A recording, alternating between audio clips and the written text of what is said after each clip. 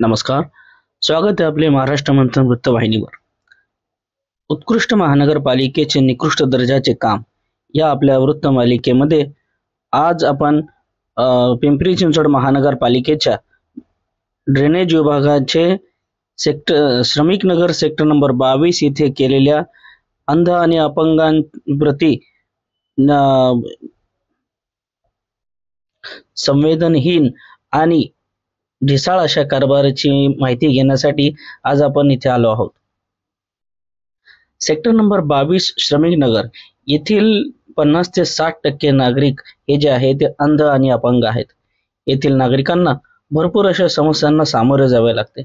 त्या समस्यातच भर म्हणून पिंपरी चिंचवड महानगरपालिकेच्या ड्रेनेज विभागाने पावसाळ्याच्या तोंडावरच येथे बांधकामाचे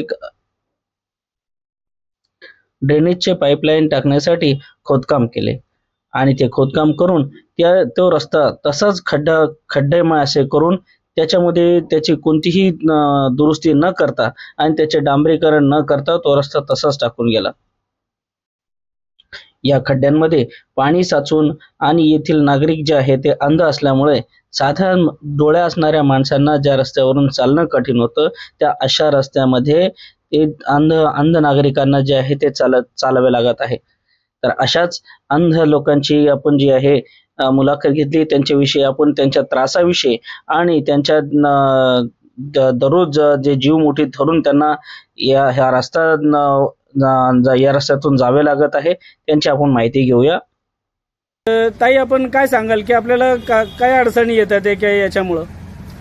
इथं खड्डा असल्यामुळे आम्हाला खूप म्हणजे असं नाही का धडपडतो आम्ही, आणि जर आम्ही पडलं तर इथं अवघड होईल. आम्हालाच काय इथं डोळस लोकांचं पण खूप अवघड असतं.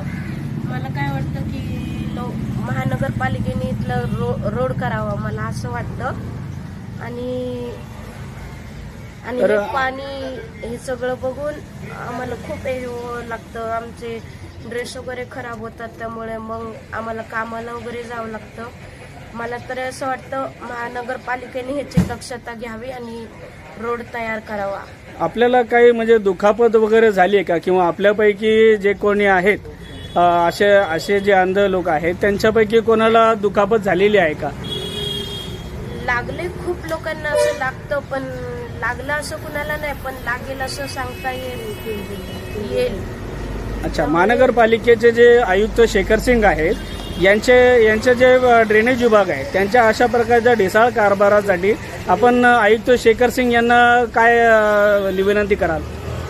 काय नाही, मी त्यांना एवढं सांगेल की हे जो चिखल होतोय ते फक्त रोड तयार करा. मी एवढंच त्यांना सांगेल, बाकी काय नाही मी सांगू शकते. म्हणजे या प्रकारे जर एखादं जीवितहानी झाली तर त्याच्यासाठी कोण जबाबदार असणार आहे? तर यासाठी आपण महानगरपालिकाच ह्याच्यासाठी हे असणार आहे, ठीक.